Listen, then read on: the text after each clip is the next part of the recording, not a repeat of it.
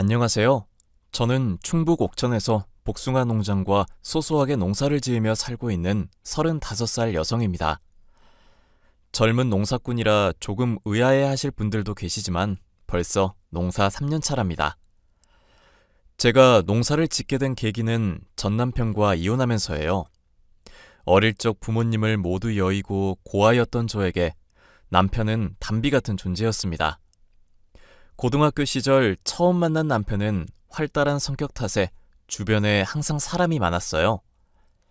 반면에 저는 부모님이 일찍 사고로 돌아가시는 바람에 부모님이 남겨주신 약간의 재산으로 버티고 있던 상황이었습니다. 보살핌을 받을 나이에 오롯이 혼자 살아가야 했던 저는 은둔형 외톨이라는 말이 어울리는 사람이었죠. 그런 저에게 스스럼 없이 다가와준 사람이 바로 남편이고 남편 덕분에 세상에 발을 디딜 수 있었답니다. 처음으로 정을 준 사람이자 온전히 저를 바라봐준 사람에게 제 모든 걸 바쳤지만 그런 제 진심과 인생을 무자비하게 짓밟았던 남편의 이야기. 궁금하시죠? 지금 바로 시작하겠습니다. 하정아, 나 다음 달에 군대 가. 신검 통지도 늦게 받고 너한테 언제 말할지 고민하다가 이제서야 말하네. 다음 달이라고? 갑자기 군대라니. 너 없이 나 어떻게 사니? 에이, 나 없어도 잘 살잖아. 우리 하정이 학교에서 인기가 얼마나 많은데. 무슨 인기야. 암만 그래도 너 없으면 안고 없는 찐빵 소리 듣는데. 그래봤자 2년이야. 시간 금방 가니까 너무 슬퍼하지 마. 나 복학생이라고 나중에 모른 체 하면 안 된다. 내가 널 왜 모른 체 하냐? 자식 군대 보내는 느낌이 이런 건가 싶다. 그렇게 슬프냐? 상혁이한테 말 잘해놨으니까 밤늦은 시간에 돌아다니지 말고 학교에서 늦게 끝나면 상혁이랑 집에 가. 어차피 같은 방향이잖아. 신경 써줘서 고마워. 그나저나 어머님도 많이 슬퍼하시겠네. 말도 마라. 엄마랑 할머니랑 난리도 아니셔. 우리 엄마 아들 사랑 유별난 거 알지? 아유, 내가 달래느라 진땀 뺐어. 나도 자주 찾아뵐게. 어머니 안 심심하게. 할머니도 뵙고 싶은데 생각날 때마다 가야겠다. 옛날부터 생각했지만 하정이 너는 참 정이 많은 것 같아. 너 같은 며느리 두면 우리 엄마도 좋아하겠다. 야, 너도 얼른 연애해. 내가 연애를? 사람이 있어야 연애를 하든 말든 하지. 내 연애 관심 끄고 너 할 일이나 하셔. 상혁이도 있고 주변에 잘 찾아봐. 나 수연이랑 만나면서 완전 개과천선한 거 알지? 너도 좋은 사람 만나길 바란다. 일단 알았어. 가기 전에 밥 한 끼 하고 술 한잔 하는 거 잊지 마라. 이별주는 해야 할 거 아냐. 알았어. 시간 비워둘게. 다시 연락할게. 위에서도 언급했듯이 고등학교 1학년이던 시절에 남편은 저에게 손을 내밀었습니다. 전교에서 친구 하나 없고 혼자만 다니던 저에게 스스럼 없이 다가와 준 것을 계기로 저희는 둘도 없는 단짝이 되었죠. 알고 보니 사는 집도 바로 근처였고 맨날 붙어 있다시피 하다 보니 가까워졌어요. 다만 제가 늘 가지고 있던 자격지심 덕분에 친구 그 이상의 거리는 좁혀지지 않았고 답답한 관계가 되었습니다. 제가 남편에 대해 좋아하는 마음을 갖고 있어도 제 처지가 좋지 않기 때문에 일부러 감정을 억눌렀다고 하면 맞는 말이겠네요. 그렇게 열심히 공부해서 남편과 같은 대학교에 입학했고 장학금을 받으며 어렵사리 생활을 이어나갔습니다. 그러다 대학교 3학년이던 시절 남편이 군대를 가게 되면서 다시금 남편에 대한 제 마음을 깨닫게 된 거죠. 남편이 전역하던 시기엔 제가 졸업과 동시에 취업을 한 상태라 저는 직장인, 남편은 복학생 신분이었습니다. 하정아, 사회생활 안 힘드냐? 와, 난 전역하니까 진짜 살 것 같아. 앞으로 1년만 더 다니면 졸업인데, 왜 이렇게 힘들지? 원래 마지막이 제일 힘든 법이지. 논문도 써야 하고 이리저리 정신없을 건데 힘든 거 있으면 말해. 내가 얼마든지 도와줄게. 역시 우리 든든한 하정이. 내가 이래서 버틴다니까. 실없는 소리 하지 말고. 그나저나 어머님이 저번에 너 사법고시 보게 하라고 설득 좀 해보라시던데 아직도 고집 안 굳혔어? 아, 엄마가 너한테까지 그랬어? 아니, 사법고시 얼마나 걸릴 줄 알고 그거에 목매고 있냐고. 그냥 빨리 회사 들어가서 돈 벌고 싶다는데 굳이 보라고 하시네? 나도 어머님 생각이랑 비슷해. 회사 들어가서 돈 버는 것도 좋은데 이름 좋은 대학 법대까지 나왔는데 그래도 한 번쯤은 시도해 볼 만하잖아.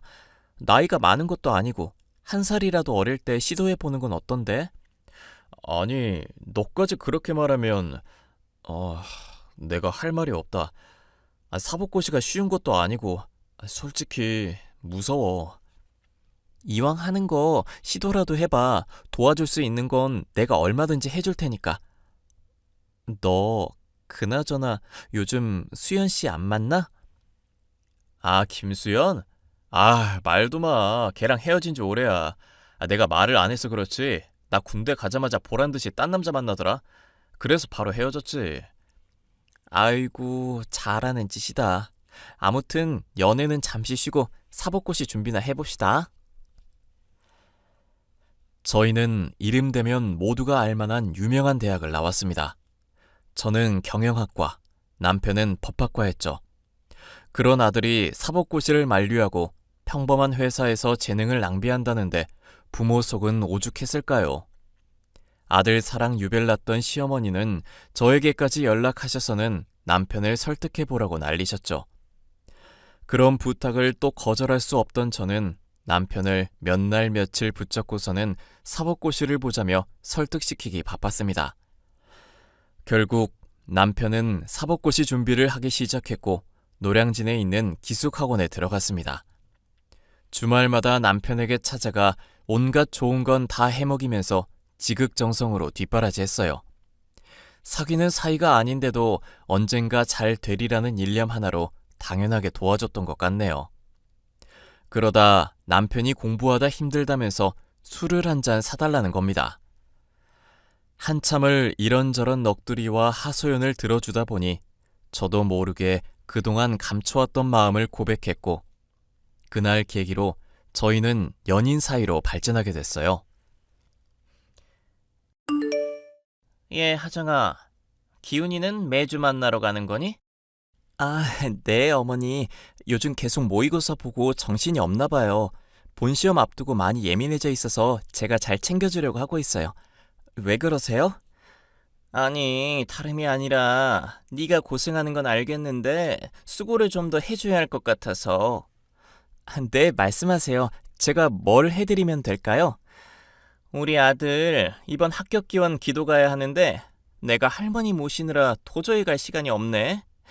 이번 주 토요일 새벽 기도인데 거기가 워낙 기운이 좋기라 소문난 곳이라 새벽이 아니면 안 된다고 들어서 어렵사리 스님한테 말씀드렸는데 그래도 옆에서 지켜봐주는 네가 가서 기도해주는 게 낫지 않나 싶어서.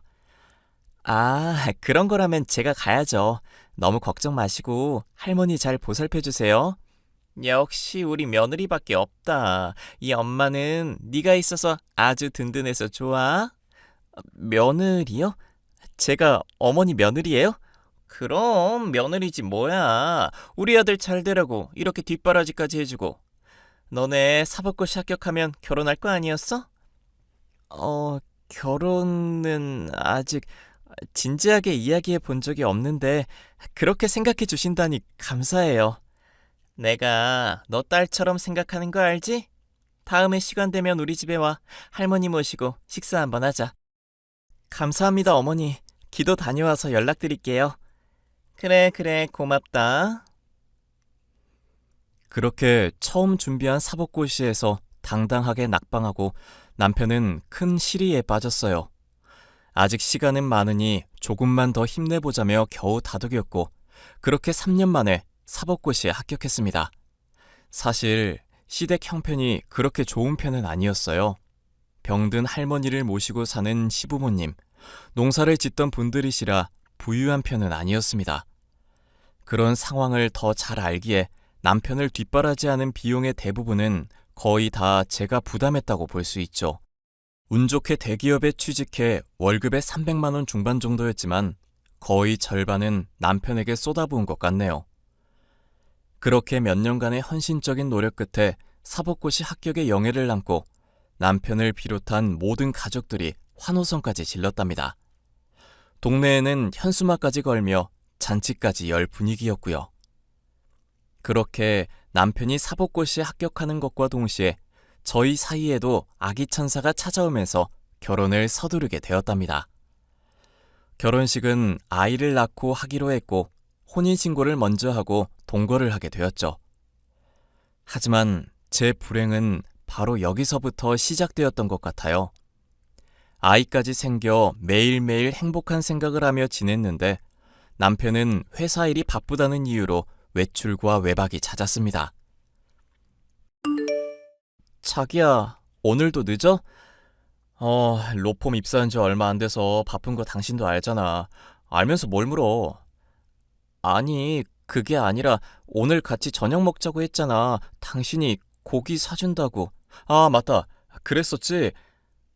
근데 어떡하지? 나 중요한 미팅이 있어서. 자기, 신입 변호사인데 일이 그렇게 많아? 지금 나 신입이라고 무시하는 거야? 변호사 자체가 일이 많은 직업이라고. 당신이 회사 생활만 해봐서 그러는데 일반 회사랑은 달라. 뭘 알고나 물어보던가 해. 난 잘 모르지. 그렇게 바쁜 줄 몰랐어. 기분 나빴다면 미안해. 그럴 수 있지. 다음부턴 그러지 마. 고기는 다음에 먹자. 나 선배가 불러서 가봐야 해.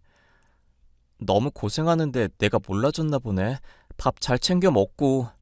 알겠어. 나 봐야 할 서류들도 많아서 아마 오늘 못 들어가지 싶어. 당직실에서 자면 되니까 너무 걱정 말고. 알겠어. 내일 연락해. 고생하고.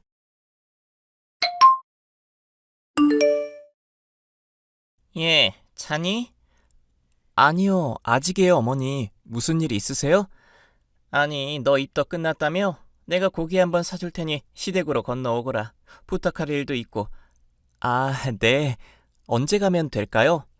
내일 당장 오면 좋고. 너 회사 관뒀다며? 네네. 그이가 관두라고 해서요. 배도 불러오는데 아이한테 무리 갈 거라고. 회사 관두고 재택근무할 수 있는 거 알아보라고 하네요. 그래, 그러는 게 좋지. 근데요, 어머니, 부탁하실 일이라는 게 어떤 거예요? 미리 말해서 나쁠 거 없지. 나도 매일같이 할머니 보살피느라 정작 4시간 없는 거 알지? 그래서 말인데 네가 좀 불편하더라도 일주일에 2번만 할머니 시중 좀 맡아라. 네? 제가요? 저 임신 중인데. 아니, 임신이 뭐 대단하다고 그러니? 나 때는 앞뒤로 들쳐매고 시부모님 따라서 농사 지으러 다녔어. 그냥 식사 챙겨드리고 말동무나 해드리면 되는 거 가지고 유세니? 하기 싫으면 싫다고 이야기를 해. 아니에요, 어머니. 당연히 제가 해야 할 일인데요. 내일 저녁 시간 전에 찾아뵐게요. 그리고 한 가지 더. 너 이번에 회사하면 퇴직금 얼마나 나온다니? 그래도 제법 연차 있으니까 액수는 상당할 거 아니야? 네. 한 3천만 원 정도 나오네요. 아직 입금은 안 됐어요. 왜? 원래 바로바로 주는 거 아니니? 급전 필요해서 부탁 좀 하려 했더니. 그게 회사 정산하는 일정이 월말인데 제가 중순에 퇴사를 해서 처리가 조금 늦어진다고 했어요. 못 받는 건 아니니까 뭐. 근데 급전이 왜 필요하세요? 네가 그것까진 알 거 없고. 수중에 돈은 얼마나 있니? 내가 다음 주까지 기다릴 시간이 없어서 그러니까 돈 있으면 3천만 원만 보내버려. 네? 갑자기요? 한두 달 있다가 돌려줄 돈이야. 그리고 가족인데 못 믿어? 평생 안 보고 살 것도 아닌데 못 빌려줄 거 없잖아. 돈 갚을 테니까 있는 돈 보내봐. 어머니, 갑자기 큰 돈은 저도 난감해요. 물론 모아둔 돈이 있긴 하지만. 결혼 후 달라진 점이 있다면 바로 시어머니의 태도였어요. 며느리가 생겼다는 이유만으로 어떻게든 저를 부려먹으려 하셨습니다. 다정다감하고 쾌활했던 첫인상이 무색할 정도로 시어머니는 상당히 계산적이고 이중적인 사람이었죠. 임신 중인 저에게 시할머니의 간병을 자처하라고 하질 않나 처음에 일주일에 한두 번은 간단히 식사만 챙겨드리는 걸로 하고 크게 어려운 게 없었습니다. 하지만 시간이 지날수록 저에게 노골적으로 시할머니의 간병을 맡겼고 어느새 당연한 일이 되었죠. 몸도 점점 무거워지는데 날까지 더우니 더욱 미쳐버릴 지경이었습니다. 시어머니가 여러 번 저에게 돈을 부탁하셔서 남편 몰래 드린 돈만 벌써 3천만 원이 넘는데 이번에는 대놓고 3천만 원을 달라고 하시더군요. 아이도 몇 개월 있으면 태어나지 준비할 게 한두 가지가 아닌데 어디다 쓰는지도 모를 돈을 함부로 넘기고 싶지도 않았고요. 제가 한사코 거절하자 시어머니는 제게 모진 말은 물론 패드립까지 성사시키며 저를 괴롭히기 시작하셨어요. 매일같이 신혼집에 오시는 건 물론이거니와 사사건건 살림살이 간섭까지 말이죠. 세아가 이리 좀 와봐라. 냉장고가 이게 뭐니? 반찬이라고는 김치 하나 전부고 너 우리 기훈이 밥이나 잘 챙겨주는 거야? 제가 몸이 많이 무거워졌지만 최대한 잘 챙겨주려고 노력해요. 너무 걱정하지 마세요. 이것 봐. 지난번에 내가 이 그릇 버리라고 했지. 해바라기 있는 걸로 사라니까? 그래야 집안에 복이 들어온다잖아. 다 바꿔놓을게요. 집안 살림이 이 모양이니 우리 귀한 손변호사님은 밥이나 제대로 먹고 다니나 모르겠네. 구내식당에서 점심 몇 끼니 잘 챙겨 먹고 있대요. 조만간 일주일 정도 출장 가야 해서 집 비운다는데 그때 청소도 좀 하려고요. 그러지 말고 우리 집에 와 있어라. 여름인데 친구들이 하도 여행을 가자길래 이번에는 안 갈 수가 없어서 네가 좀 와 있어야겠다. 어머니, 저 몸이 불편한데요? 야, 그깟 임신이 뭐라고 진짜. 내가 이래서 근본 없는 것들이랑은 상종을 하지 말아야 하는 건데. 제가 할 수 있는 최대한으로 노력해 볼게요, 어머니. 저희 걱정은 마시고 모임 잘 다녀오세요.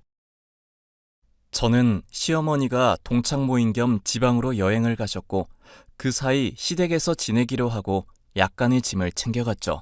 남편도 회사에서 중요한 미팅이 있다며 홍콩까지 건너가야 해서 일주일 동안 못 볼 거라고 했습니다. 하루 이틀 정도면 된다던 시어머니는 며칠이 지나도 소식이 없었고 일주일째 될 때 어렵게 연락이 닿았습니다.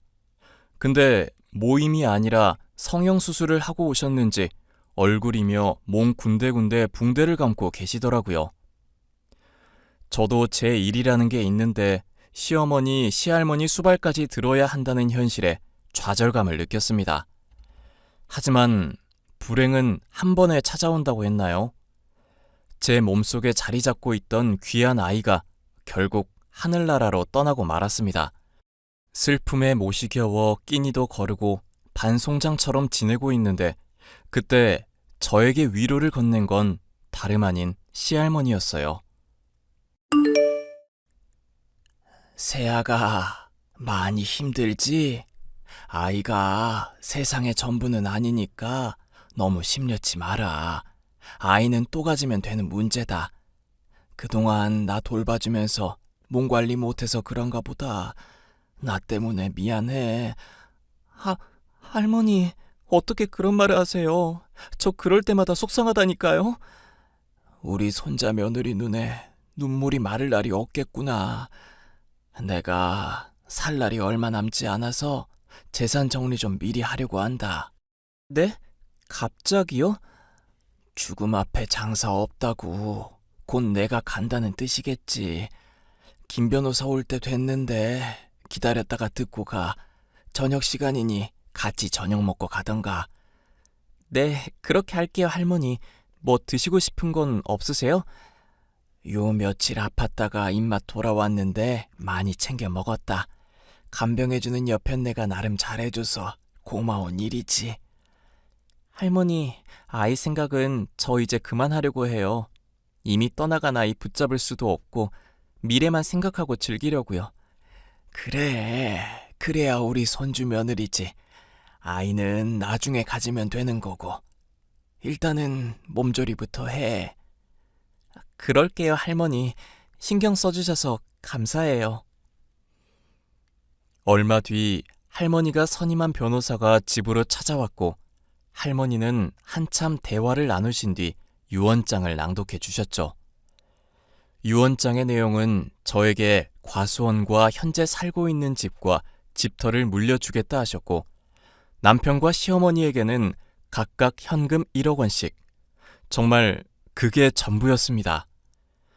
당연히 이 기막힌 사실에 남편과 시어머니는 수긍하기 어려우셨죠. 은혜도 모르고 꼬리를 친 거냐며 대놓고 뺨까지 때리시더군요. 야, 앉아봐. 지금 너한테 긴히 할 말이 있어. 무슨 일이세요? 하, 너 이 건방진년. 아주 팔자 한번 펴보려고 온갖 수를 다 쓰고 있어? 너 정말 너무한 거 아니니? 네 남편이 버젓이 살아있는데 감히 우리 재산을 가로채? 어머니, 할머니가 주신 걸 어떻게 거절해요? 원하시면 돌려드릴게요. 왜 이렇게 화를 내세요? 조용히 이야기해도 되잖아요. 지금이라도 늦지 않았으니 그 돈 당장 내놔라.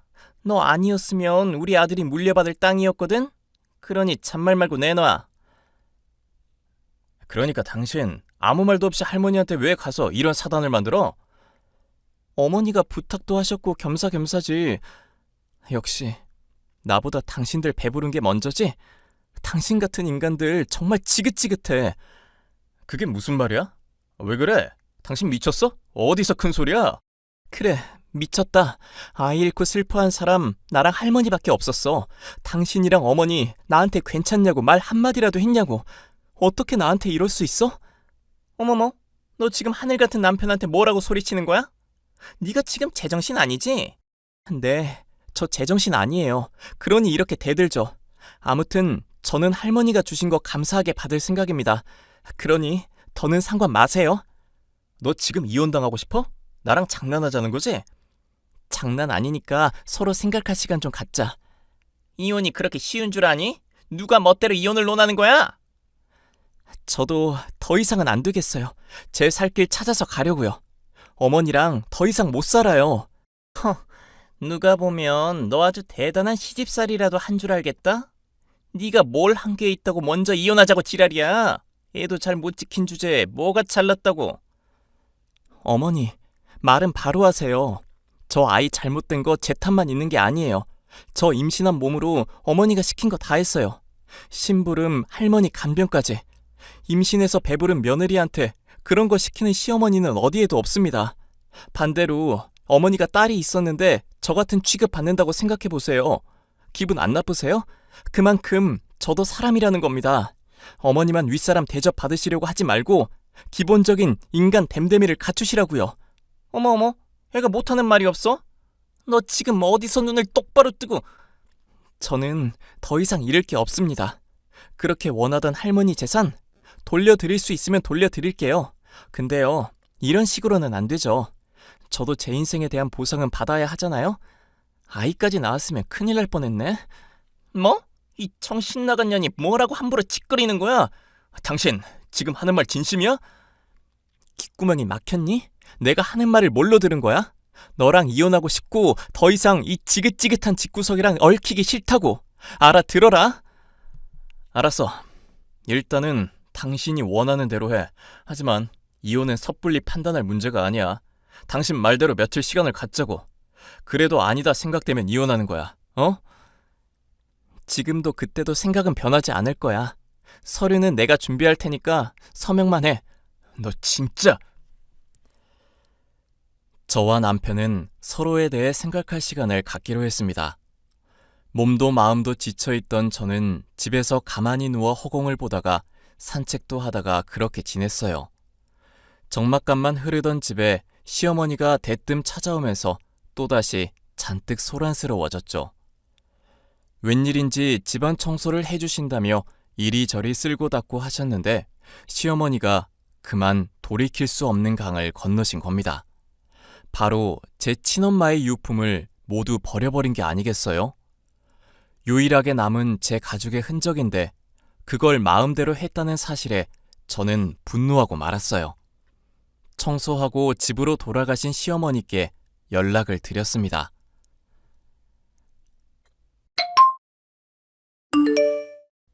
어머니, 혹시 안방 청소하셨어요? 응, 했지. 왜 그러니? 혹시 하늘색 상자에 못 보셨어요? 그거 엄마 유품 들어있는 상자인데. 뭐? 그런 거였어? 나는 잡동사니 잔뜩 들어있길래 재활용 버리면서 다 버렸다. 어머니, 함부로 남의 물건 만지시면 어떡해요. 저한테 물어보고 버리셨어야죠. 또 뭐에 손대신 거예요? 야, 이 미친년아. 어디서 할 짓이 없어서 시어머니한테 소리를 질러? 너 제정신이야? 제가 지금 소리 안 지르게 생겼어요? 유품을 그렇게 막 버리셨는데? 그런 잡동사니에 의미 부여하는 것만큼 미련한 게 없다. 그걸 버림으로써 새삼 시작해라. 네? 뭐라고요? 너 우리 귀한 손주 잃고 딱히 노력한 거 없잖니? 그러니 이참에 개과천선 좀 하라고. 어이가 없네. 그냥 아줌마 버리고 새 인생 시작해야겠다. 이보세요, 아줌마. 저 그쪽 아들이랑 그냥 이혼할 테니까 아들 끼고 행복하게 잘 살아보세요. 뭐? 야! 야!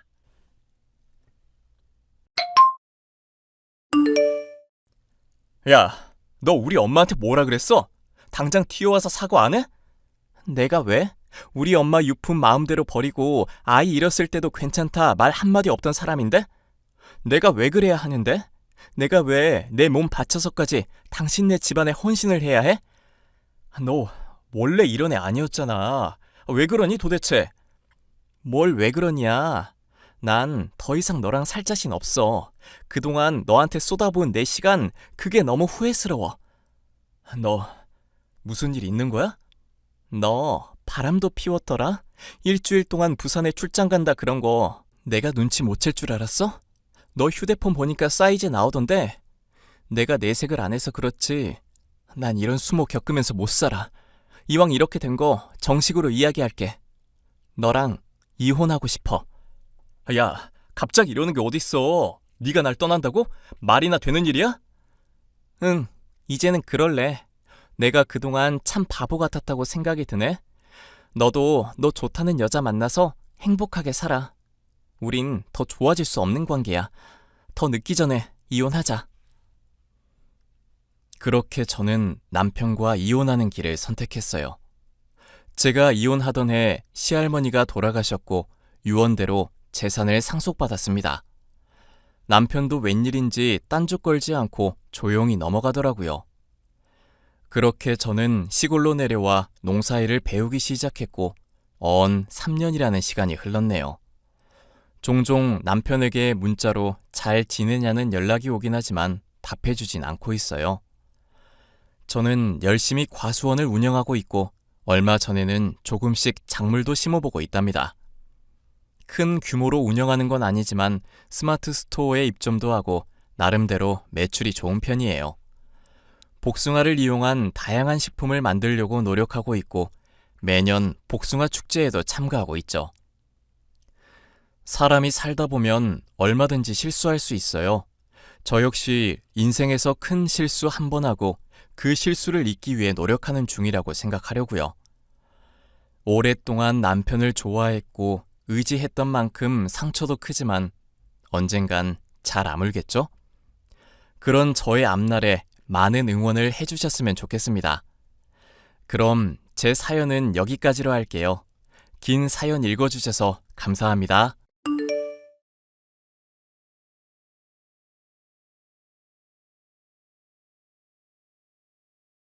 안녕하세요, 구독자 여러분. 구독과 좋아요는 채널 운영에 큰 힘이 됩니다. 안녕하세요. 저는 20대 여자로 평생 살아갈 것이라 생각했던 남편과 이혼을 한 상황입니다.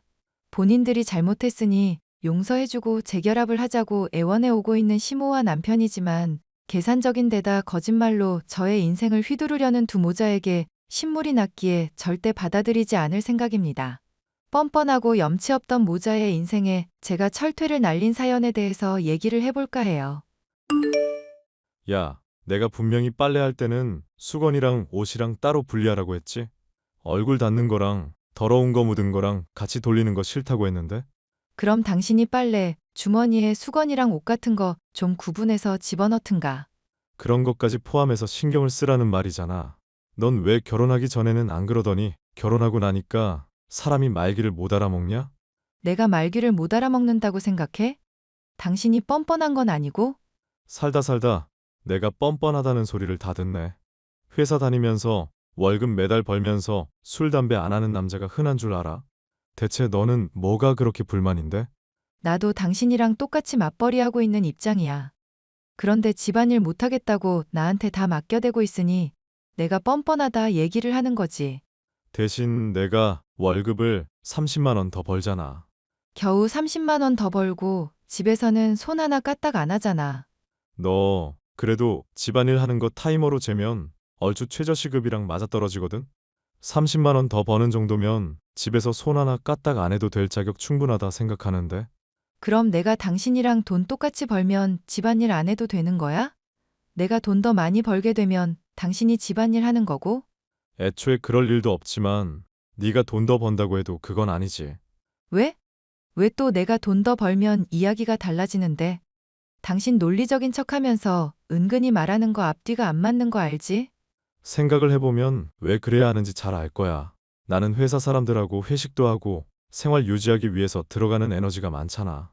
근데 당신은 요양보호사 일하면서 적당히 노인 얘기나 들어주다가 퇴근하면 그만이고 남는 시간이 많고 효율적으로 일할 수 있는 사람이 당연히 집안일 해야 하는 거 아닌가?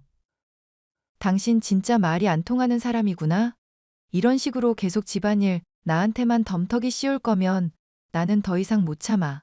가족 상담을 받아서 적절하게 분담하든지 아니면 이혼을 하든지. 이혼 같은 소리 하고 있네. 야, 우리 이제 결혼한 지 1년 됐어. 친척이며 가족들 어떻게 보려고 그딴 소리를 짓거리고 있어? 남편은 자신이 손해보는 것은 죽어라 싫어하고 어떻게든 제가 고생을 해야만 본인이 결혼을 잘한 줄 아는 사람이었습니다. 결혼 전만 하더라도 제가 하는 말은 다 맞다고 끄덕여주고 호응해주던 사람이 이렇게까지 변할 줄은 전혀 예상하지 못했었는데요. 이런 남편 때문에도 이혼이라는 단어를 자주 거론하던 저였지만 그걸 진짜 실천하고 싶게 만드는 것에는 시어머니의 역할도 컸습니다. 내가 오늘 길수한테 얘기 다 들었다. 너 집안일 길수한테 어떻게든 떠맡기려고 수를 쓰는 모양인데 작작 좀 하거라.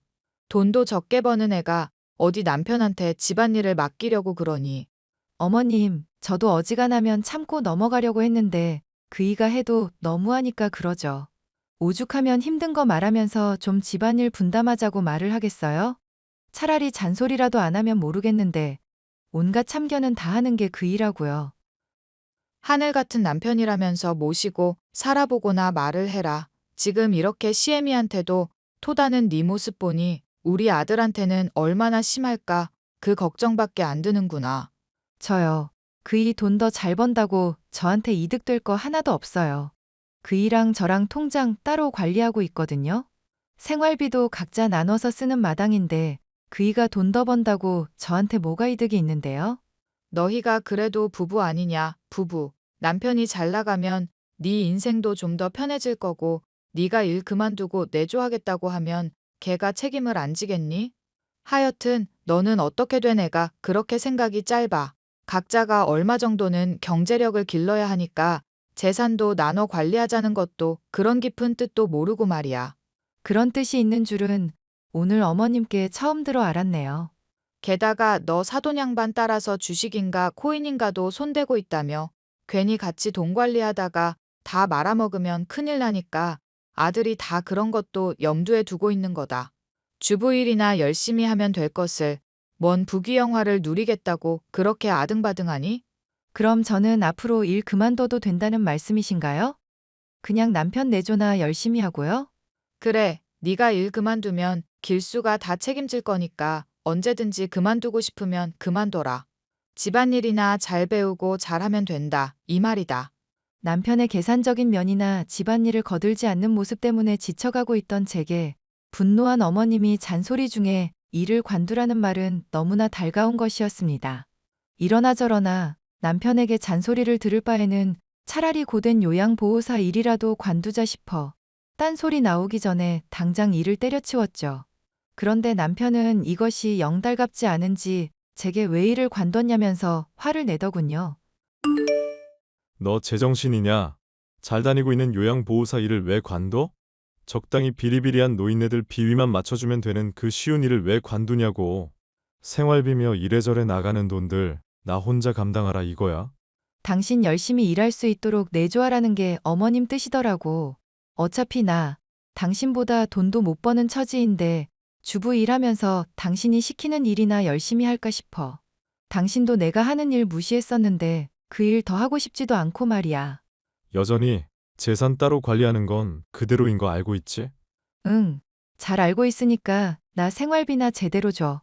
한 달에 60만 원이면 충분하지? 당신 지금 무슨 소리를 하는 거야? 우리 식비 기본으로 들어가는 것만 그 정도겠다. 너야말로 무슨 소리를 하는 거야? 내가 그동안은 30만 원씩 냈었는데 네 몫까지 생활비 주겠다는데 그게 불만이라고? 내가 요양보호사 일하면서 노인분들이 주시는 음식이며 식재료 같은 걸로 식비 많이 굳힌 거 말했잖아. 이래저래 선물 받는 거 앞으로 없어질 테니까 당연히 당신이 더 부담해야지. 야, 그냥 너 다시 일 나가라. 짜증나서 못 해먹겠네. 네가 이렇게 하면 돈을 모을 수가 없잖아. 나는 그냥 어머님 뜻대로 주부로 열심히 일할 생각인데? 이러나 저러나 집안일 가지고 당신이 잔소리하는데 그거나 제대로 해보려고. 남편은 어머님이 한 말을 충실히 따르겠다는 저를 다시 일시킬 명분이 없었고 덕분에 저는 조금은 더 살만해지고 숨통이 트인다 싶었죠. 그런데 얼마 지나지 않아 시어머니와 남편은 제게 힘든 부탁을 해왔습니다. 야, 좀 힘든 얘기를 오늘 해야 할 것 같은데. 아무리 생각해도 너밖에 이 일 할 사람이 없어서 부탁 좀 하자. 내가 당뇨며 통풍이며 고혈압이 한 번에 오는 바람에 몸이 안 좋구나. 미안하지만 네가 나랑 같이 살면서 관리를 좀 해줘야겠다. 갑자기 병이 생기시다니 그게 무슨 말씀이세요? 길수 아비가 암으로 죽은 지 지금 딱 5년째 되는 날인데 갑자기 꿈에 나와서 그러더구나. 내가 가기까지는 아직 시간이 남았으니 제대로 관리해서 건강 챙기라고. 그래서 병원 가서 건강검진 받아봤더니 몸이 이렇게 망가져 있다는 걸 알았지 뭐니. 네가 수고롭겠지만 합가해서 나 좀 돌봐주도록 해야겠다. 너무 갑작스러운데요, 어머님. 그렇게 아프시면 또 전문가를 쓰는 게 맞기도 하고요. 당신이 요양보호사로 얼마 전까지 일했는데 달리 전문가를 왜 찾아? 돈도 엄청 깨질 테고 믿고 엄마 맡기기도 꺼림칙한데. 차라리 당신이 나서서 엄마도 돌봐주고 합가해서 집안일도 좀 대신 해주는 게 맞지. 어차피 집이 좁아서 네가 합가한다고 해도 그렇게 집안일 하면서 불편할 일은 없을 거다. 집이 좁으면 저랑 어머님이랑 그이 다 같이 지내기가 어렵지 않을까요?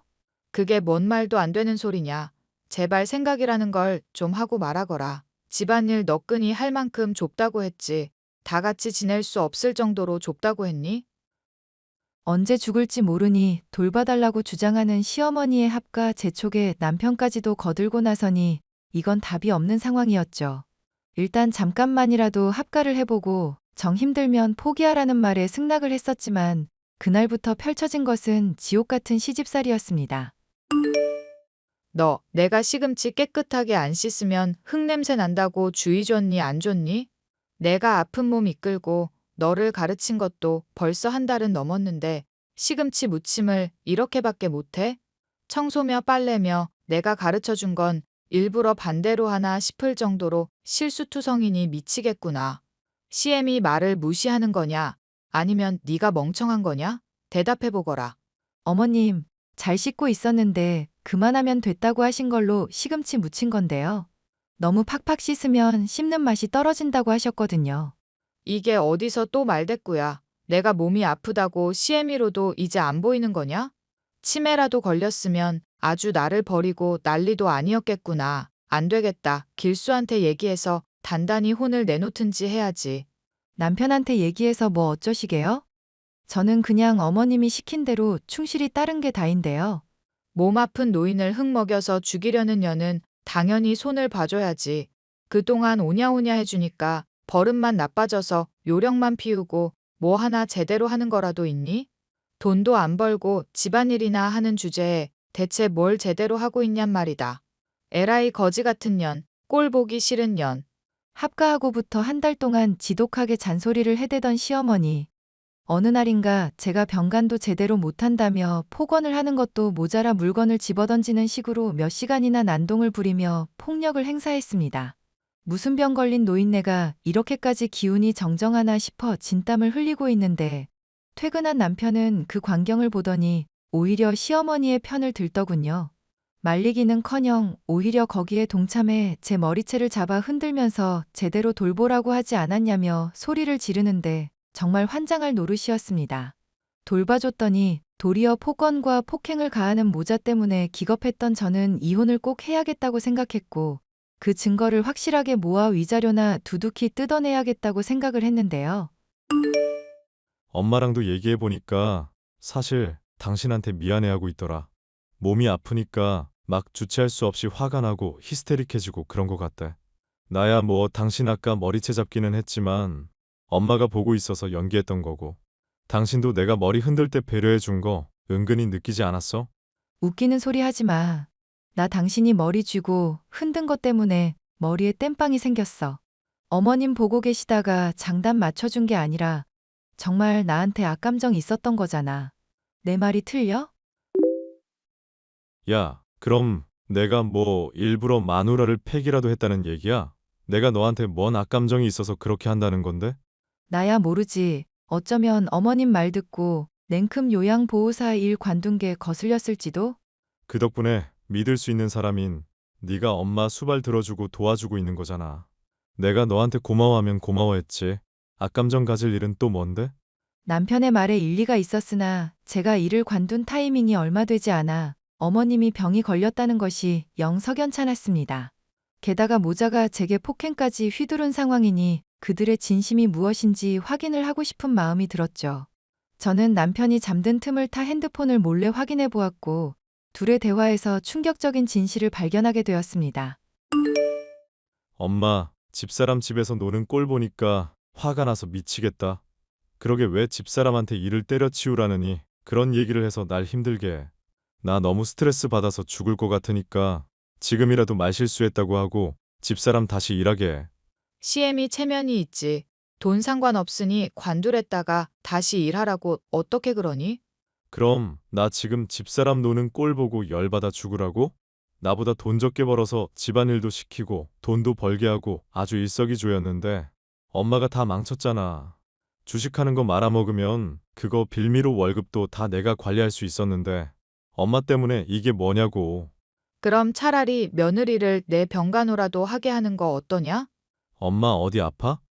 저번 건강검진 때도 안 좋다는 얘기 듣긴 했어도 병은 없었잖아. 가짜로 적당히 아프다 하겠다는 거 아니니 뭐 당뇨라든가 고혈압이나 하여튼 노인이 걸릴 만한 걸로 우기면 제깎게 의사도 아니고 어떻게 알겠어? 그러다 보면 힘들어서 차라리 일하겠다고 자가 먼저 말을 할 수도 있지 않겠니? 어차피 내가 내조며 집안일이며 열심히 하라는 상황이니 명분이야 우리한테 있고. 좋은 생각이기는 한데 잘할 수 있겠어? 집사람 은근히 끈기가 있어놔서 어지간히 힘들지 않는 이상은 그냥 집에 박혀 있으려고 할 것 같은데? 엄마가 그 사람 일하게 나갈 정도로 정말 힘들게 갈궈줘야 해. 걱정하지 마라. 네 얘기 들으니 안 그래도 그냥 그거 얄미워 죽을 지경이니까. 머리채를 쥐어뜯어서라도 내가 꼭 일하게 만들도록 하마. 제가 주부로 지내면서 탱자탱자 논 일도 없지만 남편이 그 모습에 약이 올랐다는 것부터가 황당한 일이었습니다. 그것도 모자라 일하게 만들려고 없던 병까지 꾸며냈고 남편도 동조를 했다는 건 정말 기가 막힌 일이었죠. 안 그래도 없던 정남이가 떨어졌던 둘의 대화 내용을 사진 찍어두는 한편 친정에 연락을 해 당장 지내는 곳부터 옮겼습니다. 야, 너 미쳤냐? 잘못을 저질렀으면 빌어야 할 일을 왜 친정에 가고 그래? 이 미친 인간아, 네가 시어머니랑 짜고 병 걸린 척 했던 거 다 들켰거든? 나 일 시키려고 폭행까지 휘둘러 놓고 뭘 잘했다고 큰 소리야. 야이씨, 그러니까 네가 좀 진즉에 잘하지 그랬냐?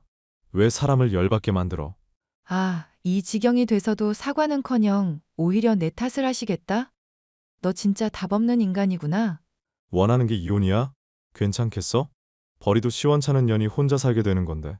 괜히 주식 손댔던 거 말아먹고 나중에 징징 짜도 모른다. 내 걱정하지 말고 댁이나 걱정하세요. 폭행에 나 일 시키려고 거짓말한 것까지 하면 위자료 만만찮을 테니까. 너 같은 거머리년 떨쳐내는 돈이라 생각하면 위자료 100번도 내겠다. 그래, 이혼하자. 이혼해.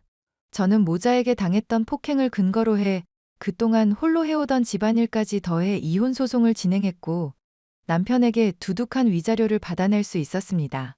저를 일하게 만들겠다고 고생시키고 폭력까지 썼던 본인들이 오히려 일을 그르치게 만든 셈이었죠. 남편은 저 때문에 생돈이 날아갔다며 이를 바득바득 깔며 밤길에 뒤통수 얻어맞으면 자신인 줄 알라는 뻔뻔하게 협박을 해대기에 저는 코웃음을 쳐줬는데요.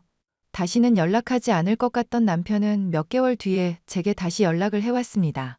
그것도 협박하던 때와는 180도 달라진 태도로 말이죠. 여보, 우리 엄마 한 달밖에 안 남았어.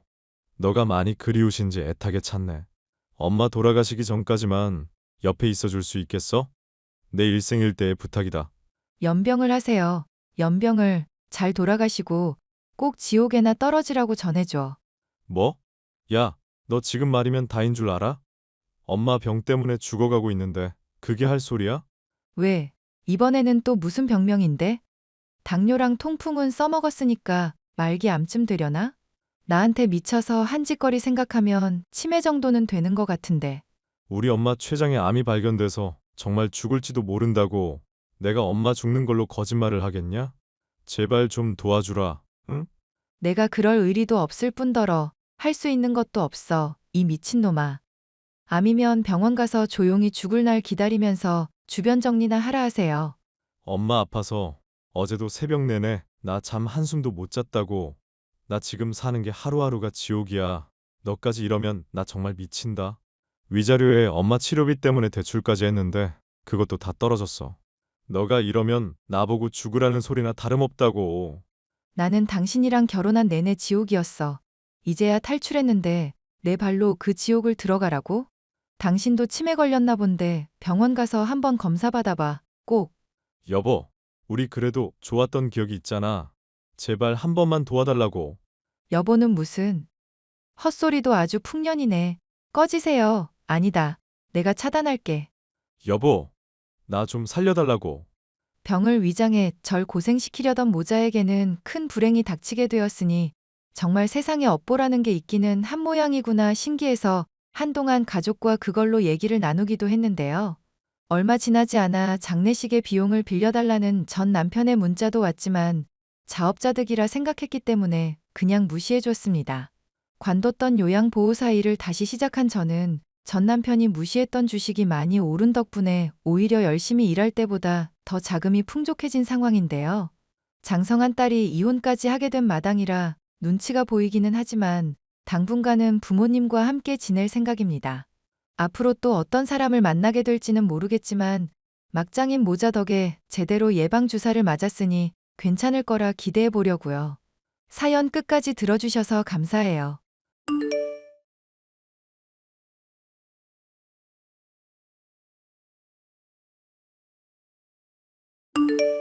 안녕하세요. 저는 30대 남자로 철없는 형을 하나 두고 있는 공무원입니다. 얼굴이 잘생긴 형은 어릴 적부터 사람들에게 인기가 많았고 외모가 평범한 편인 저와 늘 비교 대상이 되고는 했는데요. 어릴 적에는 집안의 귀염둥이이자 인기인이던 형이 집안의 골칫거리로 전락하기까지의 과정에 대해서 얘기를 해볼까 합니다. 엄마, 나 오늘 저녁 하는 날인데 왜 가족들 다 집에 없어? 너 병장 때 이런저런 휴가 받아온 것만 몇 날 며칠인 줄은 알고 그러니? 휴가 때마다 얼굴 자주 봤고 저녁이라고 해도 앞으로 쭉 볼 건데 뭘 또 챙기려고 그래. 형 저녁 할 때는 아주 잔치를 벌이더니 나는 왜 찬밥이야? 엄마랑 아빠랑 형 저녁 날 횟집 갔던 거 기억 안 나? 그런 게 다 부질없다는 걸 알았으니까 안 챙기겠다는 거 아니냐. 잔치 벌일 돈이 넉넉하면야 그렇게 하겠다만 형편도 별로 좋지 않고. 아버님이 물려주신 땅도 애초에 팔아치운 마당에 잔치 벌이게 생겼니? 엄마는 늘 그런 식으로 형만 챙겨주고 나는 항상 차별하더라? 똑같이 배 아파 낳은 자식인데 나만 차별하면 찝찝하지 않아? 너는 하나뿐인 엄마한테 그렇게 대드는 게 찝찝하지 않고? 엄마 이러다가 나중에 후회해도 모른다. 형만 자꾸 챙긴다고 신경 쓰는 거 진짜 돌아갈 수 있다고. 아빠가 몇 번이나 말했는데 왜 자꾸 엄마는 형만 이뻐해. 네 형이야 인물이 워낙 좋아서 뭘 해도 풀릴 위인이라고 말하는 게 차별이니? 너는 형 비하면 인물도 아니니까 그냥 공부나 열심히 하라는 게 차별이야? 네 형만 이뻐하는 게 아니라 선택과 집중을 하자는 거 아니냐. 자원이 한정되어 있으니까. 공부 좀 했다는 애가 왜 그렇게 머리가 안 돌아가? 됐고, 엄마랑 아빠야 그렇다고 형은 왜 안 보여? 집에서 맨날 늘어지기만 하는 인간이 이 시간에 밖에 나갔을 리가 없는데? 걔 자취방 장만해줬다. 집에 사람들 북적거리면 창작 활동하는데 방해된다고 해서. 창작 같은 소리 하고 있네. 형, 아직도 아이돌인가 래퍼인가 한다고 그러고 있는 거야?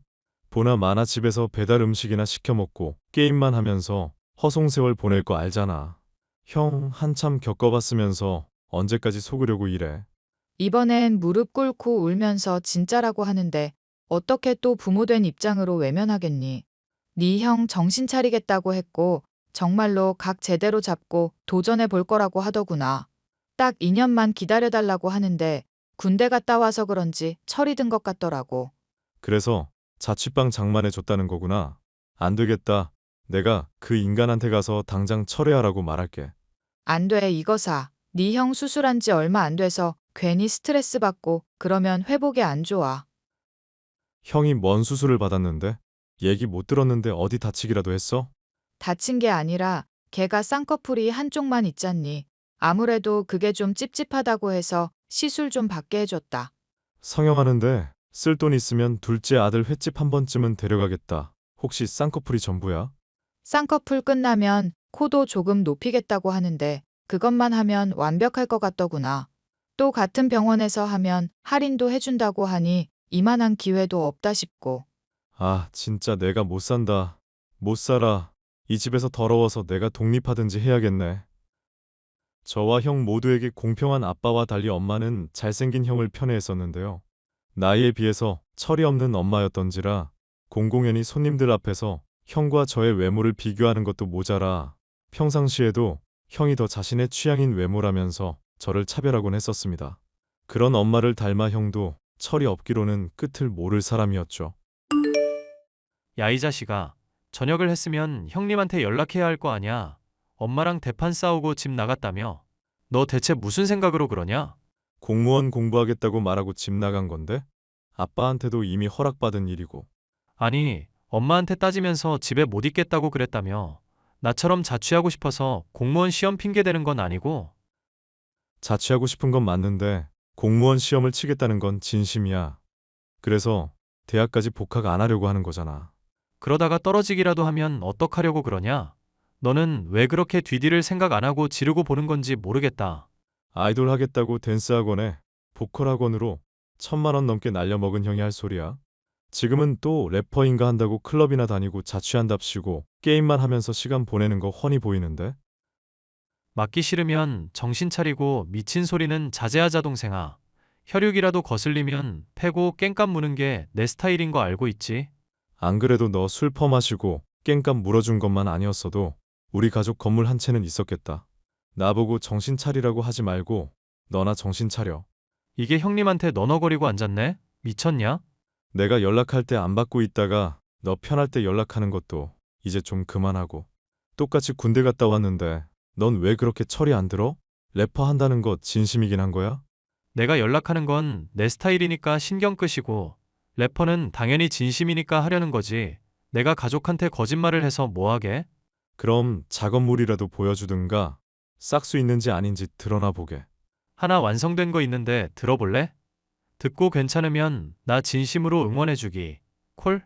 래퍼를 하겠다는 형으로부터 저는 작업물을 들을 수 있었고 정말 깜짝 놀랐습니다. 평소 음악을 즐겨 듣는 편은 아니지만 세련된 멜로디의 비트에 얹어진 형의 랩은 꽤 그럴듯했기 때문이죠. 그런데 어째 귀에 많이 익숙한 감이 있어서 기억을 곱씹어 보다 보니 가사를 조금 바꾸었을 뿐 기존의 곡을 완전히 따라했을 뿐인 노래였습니다. 야이씨, 미친 인간아. 작업했다는 곡이 표절곡이냐? 장난쳐? 가사만 바꿨지. 유행하던 노래 그냥 다 따라했네. 올, 동생 그래도 완전 귀가 막귀는 아닌가 보다? 그걸 다 알아차리고. 재아가, 아니, 형, 언제까지 그러고 살래? 제발 정신 좀 차리자. 지금처럼 편하게 자기 하고 싶은 거 사는 시간이 언제까지일 것 같아? 아빠 곧 정년퇴직하시면 집안에 돈 벌 사람이라곤 형이랑 나밖에 없잖아. 그때 가서도 이렇게 랩하겠다면서 시간이나 허비하고 있을래?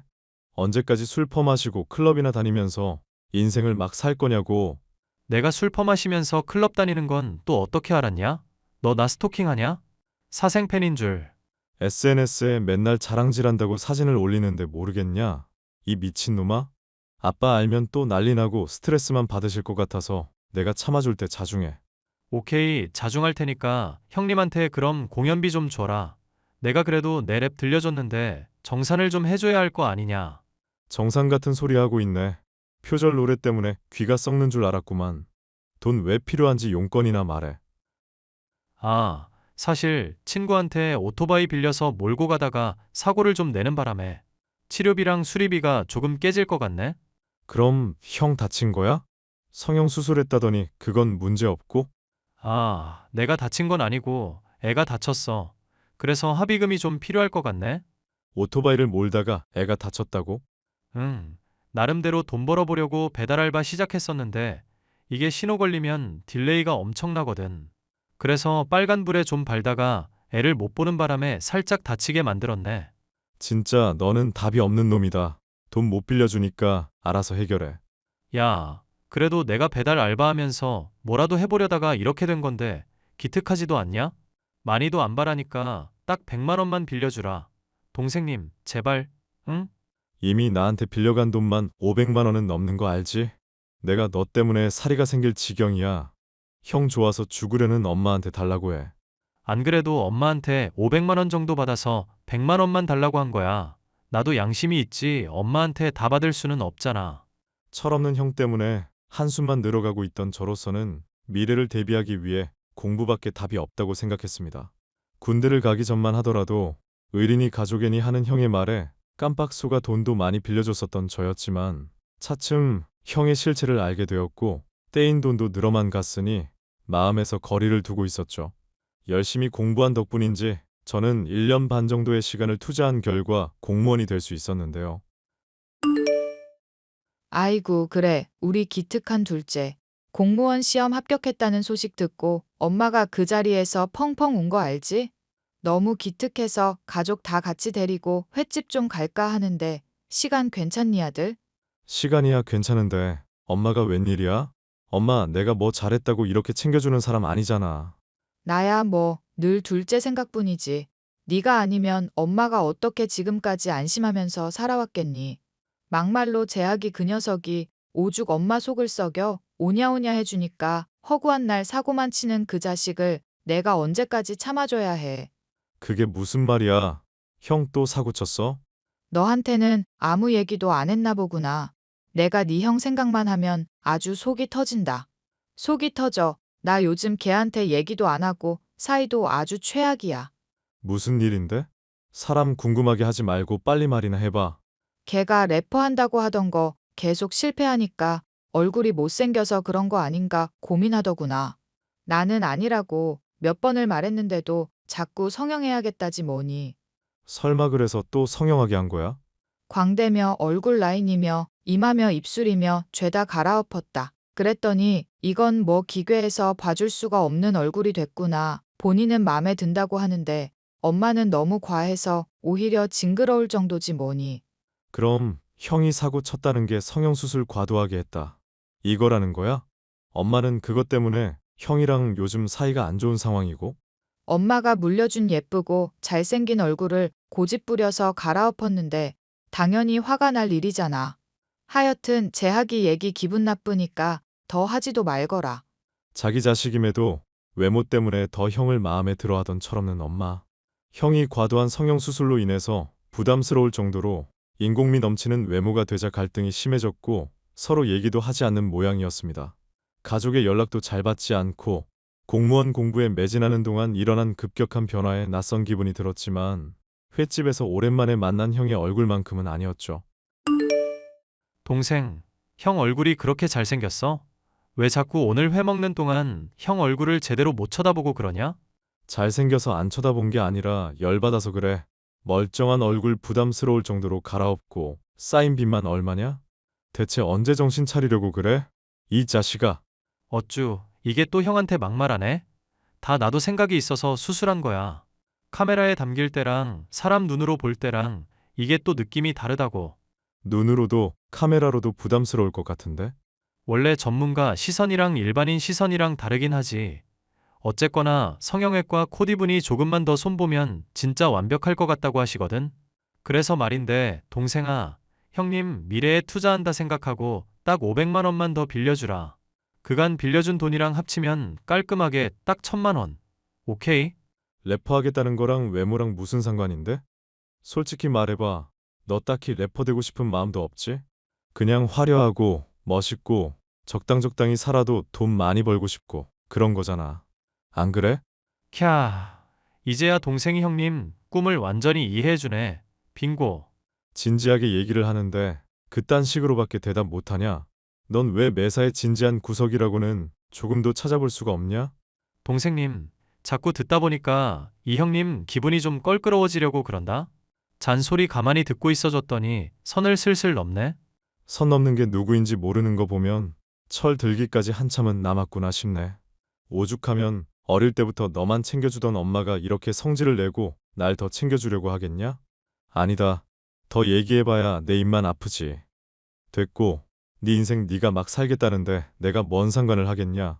대신 앞으로 내 도움 바라지 말고 정신 차리기 전까지는 연락도 하지 마라. 아, 그렇게 나오시겠다? 가족을 버리시겠다? 버리고 자시고 가네. 너 같은 놈한테 클럽에서 술로 탕진할 게 뻔한데 돈 빌려줄 의리가 있겠냐? 절연비로 빌려줬었던 돈은 너 줄 테니까 그런 줄 알고 어차피 받을 기대도 안 했다. 공무원 월급도 빠듯해서 너 도와줄 돈 없으니까 앞으로 연락하지 말고. 알겠냐? 알겠다고, 이 자식아. 돈 안 갚는 건 네가 먼저 얘기 꺼낸 거다? 새끼, 내가 성공하면 한 달도 안 돼서 다 갚을 돈 가지고 더럽게 유세네. 결국 저는 그간 빌려준 돈을 받지 않는 대가로 형과 절연을 하겠다 선언했습니다. 그래도 형이라 어떻게 사는지 궁금해서 그 뒤로 SNS를 구경해 보기도 했는데 여전히 술과 클럽에 빠져 인생을 낭비만 하는 형이었죠. 그렇게 몇 년이 흘러 술과 방탕한 생활에 더해 과도한 성형으로 기괴하던 외모는 보수조차 불가능할 정도로 완전히 망가지게 되었습니다. 아빠 또한 정년퇴직하게 되어 더는 부모님께 손을 벌릴 수 없게 되자 형은 제게 다시금 연락을 취해오더군요. 어이, 사랑하는 동생아, 형 취직했다. 너한테 빌린 돈도 다 갚을게. 맨날 술 먹고 게임만 하더니 드디어 정신 차렸나 보네. 빌린 돈 얼마인지는 기억하지? 그건 뭐 차차 얘기하기로 하고 돈 갚으려면 돈을 벌어야 하지 않겠냐? 갚으면 갚는 거지 왜 말이 그렇게 흘러? 무슨 소리 하는 건지 모르겠네. 아니, 그러니까 돈을 벌려면 취직한 회사에 잘 보이면서 실적을 올려야 하지 않겠냐는 거지. 그래서 말인데 형님 마지막으로 도와준다 생각하자. 옥장판 5개만 사주라, 동생. 와, 이거 진짜 또라이 아니야? 빚 갚겠다고 해놓고 옥장판을 사달라는 게 뭔 소리래? 빚을 갚으려면 돈을 벌어야 하니까 옥장판을 사달라는 얘기지. 너 공무원 시험은 대체 어떻게 합격했냐? 애가 어떻게 다단계 취직한 나도 아는 기본을 모를 정도로 둔하냐? 됐다. 돈 갚겠다길래 난 또 건실히 일할 생각인가 했네. 보나 마나 옥장판 팔아서 월급 받으면 또 클럽 가고 술 처마실 거잖아. 그치? 이제 묻는 것도 웃긴다. 나 객과 천선했다니까 그러네. 형님이 잘해보겠다고 하는데 왜 못 믿어? 지금도 SNS에 포샵질한 사진 올리면서 인생 낭비 중인데 말을 믿겠냐? 평생 너 예뻐하던 엄마까지도 포기한 마당인데 믿겠냐고. 어떻게 입만 열면 거짓말이고 태도도 이렇게 뻔뻔해? 야, 그러지 말고 형 딱 한 번만 도와주라. 이번에 또 도와줬는데 내가 막 나가면 그땐 진짜 개다, 개. 우리 아빠랑 엄마 걔 낳은 분으로 만들고 싶지 않으니까 차단할게. 옥장판은 네가 클럽에서 꼬신 여자들한테나 팔아. 야, 진짜 이럴 거야? 나 네 형이야. 형을 차단해버리고 신경을 끄기로 한 저는 가끔 부모님으로부터 소식을 듣게 되었는데요. 여전히 정신을 못 차리고 래퍼를 하겠다고 하고 옥장판을 팔려고 한다는 말에 한숨만 나올 뿐이네요. 이제는 저를 더 이뻐하고 오냐오냐 하시는 엄마도 실망스럽지만 그보다 몇 배는 더한 인간이 형인지라 가족의 연을 아예 끊고 싶은 심정이네요. 정신 못 차리는 형에게 저와 가족이 앞으로 어떻게 하면 좋을지 사연 들으시는 분들의 조언을 꼭 듣고 싶어요. 사연 끝까지 함께 해주셔서 감사합니다.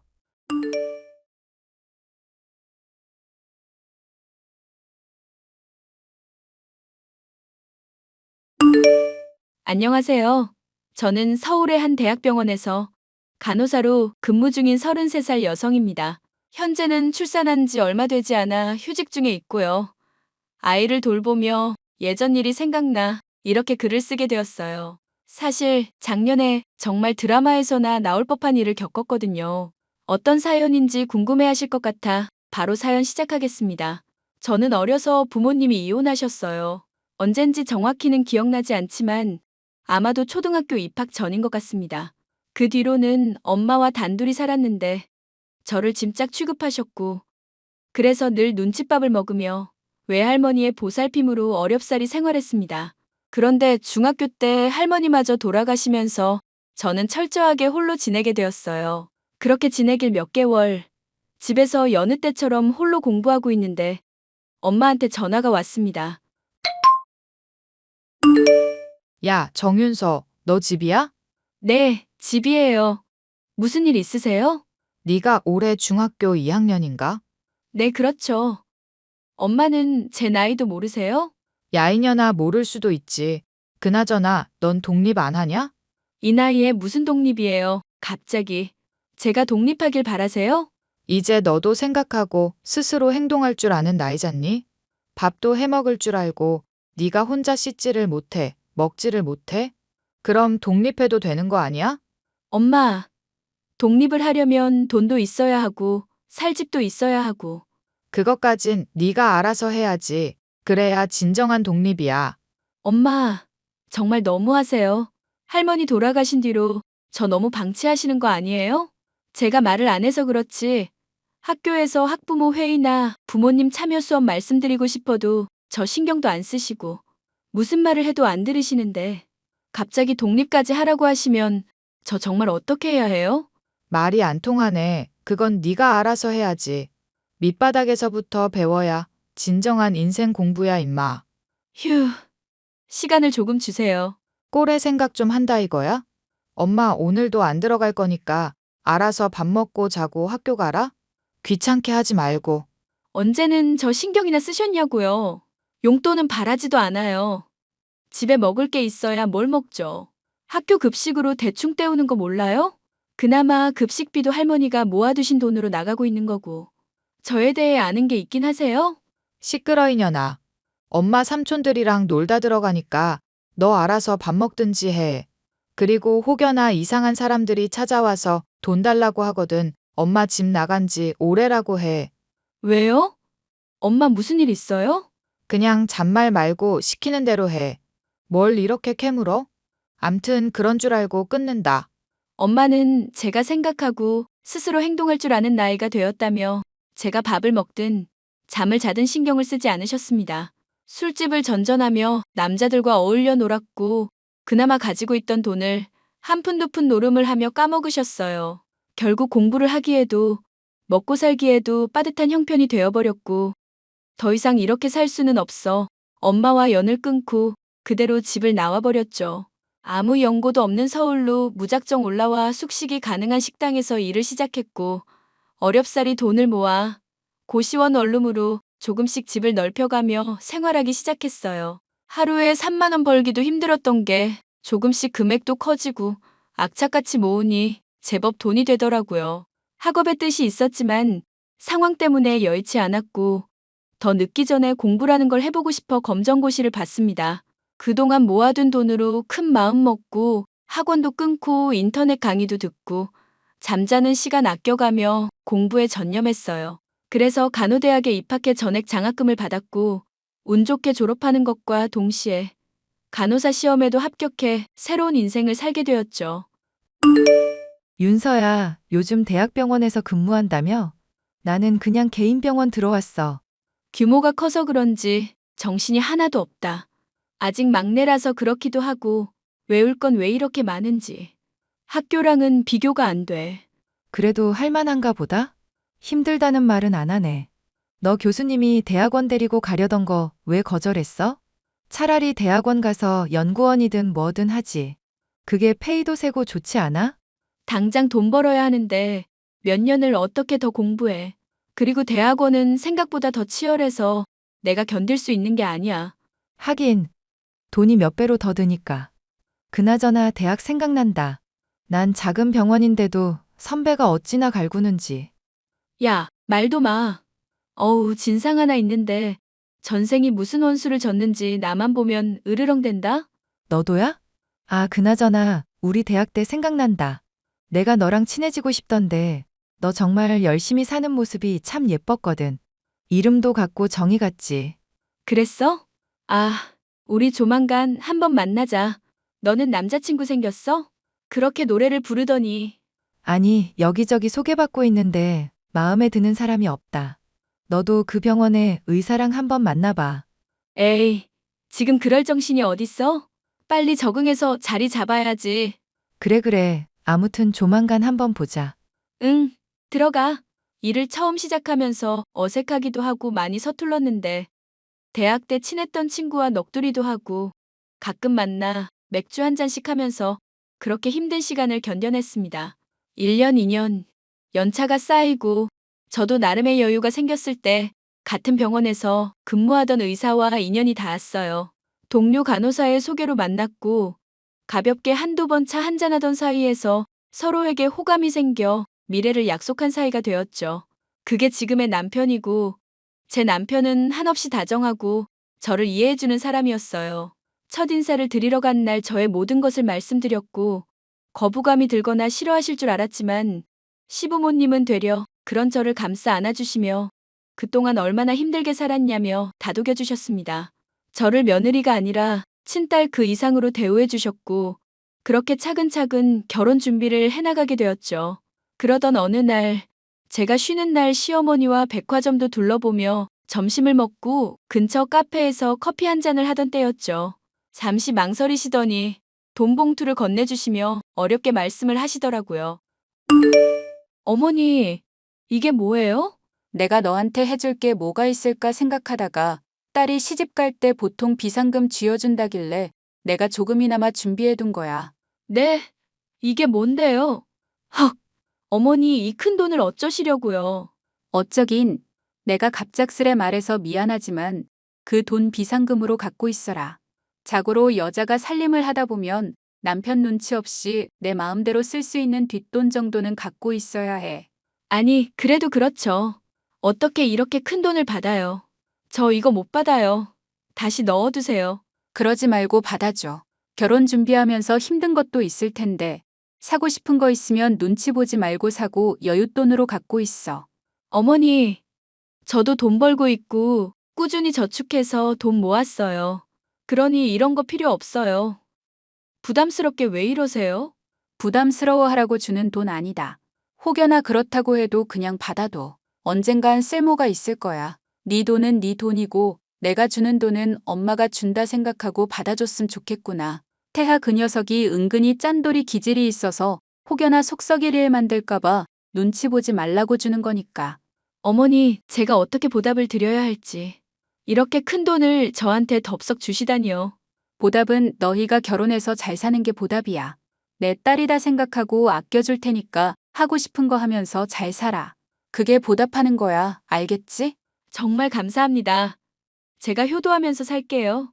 시어머니는 제게 친엄마나 다름없었습니다. 혼자 사는 자취방에 반찬도 가져다 주시고 제가 아프기라도 하면 약 사서 집에 찾아오시기까지 하는걸요. 직업이 무색할 만큼 정말 아기처럼 소중히 대해주시는데 이런 따뜻한 분이 시어머니가 된다니 가슴이 벅차올랐습니다. 며느리는 절대 딸이 될 수 없고 고부지간은 가까워질 수 없다는 말이 있잖아요. 솔직히 저는 저희 시어머니 보면 그런 생각이 싹 사라지더라고요. 결혼하고 달라질 거라는 주변의 의견도 많았지만 시어머니는 한결같은 분이셨습니다.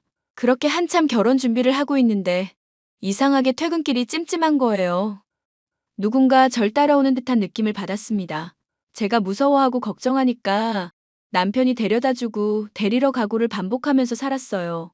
한 달 정도를 그러다가 수술 일정 때문에 딱 한 번 그러질 못했는데 제 앞에 놀라운 일이 생겼습니다. 바로 20년 만에 인연을 끊고 살았던 친엄마가 찾아온 거였어요. 어디서 주워 입었는지 잔뜩 해진 옷에 헝클어진 머리카락하며 술 냄새가 진동한 상태였죠. 저를 붙잡더니 혀가 잔뜩 꼬인 소리로 말을 건네기 시작했습니다. 야, 오랜만이다. 잘 지냈니? 어? 엄마가 여길 어떻게... 어떻게 찾아왔냐는 눈치네. 어떻게 왔는지는 네가 상관할 바 아니고. 보니까 좋은 직장 다니는 것 같은데 돈 좀 모아뒀니? 여기가 어디라고 와요? 20년 만에 나타나서 한다는 소리가 돈 이야기예요? 돈 있으면 어쩔 건데. 어쩌긴 너 내가 낳았으니까 가진 돈 있으면 5천만 원만 내놔. 태어나게 해준 걸 감사하게 생각해야지. 뭐? 당신이 뭔데? 낳기만 했지 신경이나 썼어? 인연이 말본새하고는? 너 엄마한테 누가 그따위로 말하래? 가진 거 있어 없어? 없고요. 있어도 안 줄 거예요. 줄 이유도 없고요. 너 혼자 잘 먹고 잘 살면 다니? 이제는 효도 좀 하고 살아야지. 진짜 어이가 없네요. 몇십 년 만에 나타나서 돈 타령하는 것도 모자라. 이제는 효도까지 하라고? 당신이 엄마 노릇을 하기나 했어? 내가 아는 엄마는 이미 오래전에 죽었어. 그러니 당신은 뭣도 아니니까 아는 척하지 말고 꺼져. 갑작스러운 친엄마의 등장에 당황하기도 했지만 어이가 없더군요. 제가 매몰차게 대하니 제 뺨을 가차없이 때리더라고요. 태어나서 처음으로 맞아본 뺨에 정말 얼떨떨했습니다. 더 이상 상대할 가치가 없어서 아무 말 하지 않고 그대로 뒤돌아서 집으로 들어오는데 뒤통수가 엄청 따가웠어요. 고래고래 소리 지르며 딸년이 엄마 버린다고 온갖 생쇼를 하더라고요. 지나가는 사람들이 보든지 말든지 저는 제 집으로 들어와 버렸습니다. 그랬더니 병원에 찾아와 제 이름을 팔며 진료를 보고는 진료비 할인되는 거 아니냐며 진상짓도 하고 로비에서 지나가는 사람한테 시비도 걸고 수준 이하의 행동을 하더군요. 며칠 동안 참다가 더 안 좋은 상황이 초래되기 전에 남편에게 이 사실을 털어놓았습니다. 남편이 당직이어서 저녁에 퇴근하고 잠시 의국에 들렀죠. 자기야. 자기도 들었겠지만 로비에서 난리 치던 여자 있잖아. 아, 술 냄새 풍긴다던 그 여자? 그 사람 사실 내 친엄마야. 내가 예전에 말했었지? 나랑 인연 끊고 살았다고. 그런데 얼마 전에 갑자기 나 찾아와서는 돈을 요구하더라? 뭐? 그게 사실이야? 그럼 병원에서 난동 부리는 것도 그 이유고? 말로는 제외하네 어쩌네 하는데 내가 보기엔 목적은 돈이야. 내가 보고 싶어서 온 게 아니거든. 어디서 무엇을 하면서 살았는지는 몰라도 갑자기 찾아와서 돈 달라는 게 영 찝찝해서 말이지. 당신 왜 진작에 말을 안 했어? 수치스럽기도 하고 식구들한테 안 좋은 모습 보일까봐 겁났어. 병원 사람들한테도 사실대로 말 못하고 대충 얼버무리기만 하고 이대로 있다가는 나만 병신 될 것 같아서. 나 어떡하면 좋아? 그런 걱정이라면 하지 않는 게 좋아. 지금까지 당신이 쌓아온 이미지가 있는데 사람들이 안 좋게 생각하진 않을 거야. 내가 장모님 한번 만나볼게. 뭐? 당신이 엄마를 왜 만나? 그러다 무슨 봉변을 당할 줄 알고. 그래봤자 뭐 어쩌시겠어? 언젠가 한 번은 겪어야 할 일이잖아. 평생 안 보고 살 것도 아니고 정리를 하려면 이참에 해야지. 내가 만나볼 테니까 너무 걱정하지 마. 혹시나 어머님, 아버님 귀에 들어갈까봐 난 그게 더 걱정이야.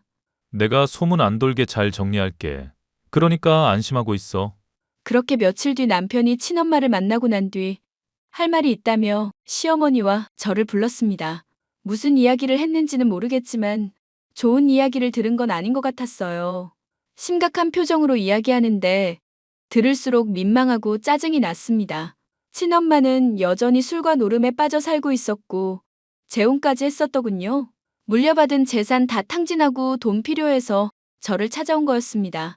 그리고 노름판 사람들과 짜고 저를 빌미로 돈을 뜯어내려 했던 정황을 포착했어요. 저를 만나고 난 뒤 그 사람들과 모종의 계획을 세웠더라고요. 어떻게 해서든 돈을 마련하기 위해서요.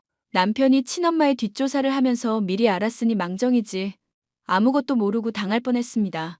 남편과 시어머니는 부들부들 떠는 제 손을 잡아주며 말했죠.